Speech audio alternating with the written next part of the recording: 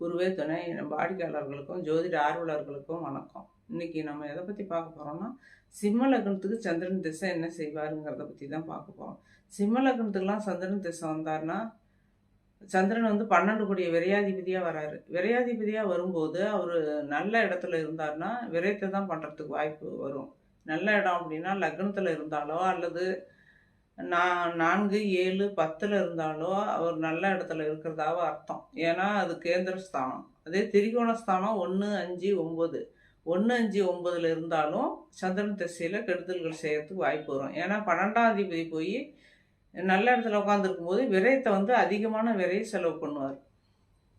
விரைய செலவுனா சுப செலவாக பண்ணுவார். இவர் சந்திரன் வந்து சுபகிரகன்றதுனால சுபர் வரிசையில் 15 நாளைக்கும் தேய்பிர வளர்பிற சந்திரனா இருந்தால் சுபர் வரிசையில் இருப்பார். தேய்பிர சந்திரனா இருந்தால் வளர்பிற சந்திரனா இருந்தால் 3, 6, 8, 12 மறைஞ்சிருந்தாருன்னா நன்மை செய்வார்.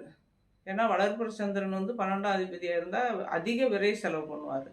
அப்படி இருக்கும்போது அந்த வளர்பிற சந்திரனா இருந்து 3, 6, 8, 12 இருந்தாருன்னா அதிகப்படியான கெடுதல்கள் செய்ய மாட்டார். அதிகப்படியான விரை செலவு செய்ய மாட்டார். அதே தேய்பிர சந்திரனா இருந்தால் கேந்திர திரிகோணத்தில் இருந்தாலும் நன்மை செய்வார். கேந்திரம்னா 1, 4, 7, 10, திரிகோணம்னா 1, 5, 9 அதில் இருந்தார்னா அவர் வந்து நன்மை தான் செய்வார். அதிகப்படியான கெடுதல்கள் செய்ய மாட்டார். 12ஆம் அதிபதியாக இருந்தாலும் விரைய செலவை எந்த விதத்தில் செய்வார்னா சுப செலவாக செய்வார். எப்படின்னா நிலப்பலன் வாங்கலாம் அல்லது வீடு கட்டி ஏதாவது கடனை வாங்கி வீடு கட்டுற மாதிரி செஞ்சோம்னா அந்த கடன் வரும். 12ஆம் அதிபதிங்கிறதுனாவே வந்து கொஞ்சம் கடன் கட்சி வாங்கி அழியாத சொத்துக்களை வாங்க வேண்டிய அமைப்பு தான்.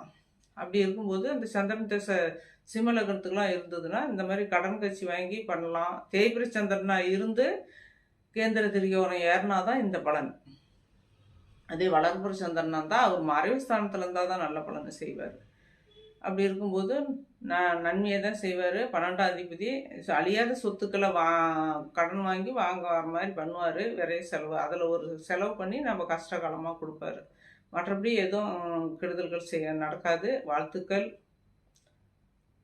வீடியோ பிடிச்சிருந்தா சப்ஸ்கிரைப் பண்ணுங்கள், லைக் பண்ணுங்கள். அடுத்து தொடர்ந்து என் வீடியோ வரும், பார்ப்பீங்க.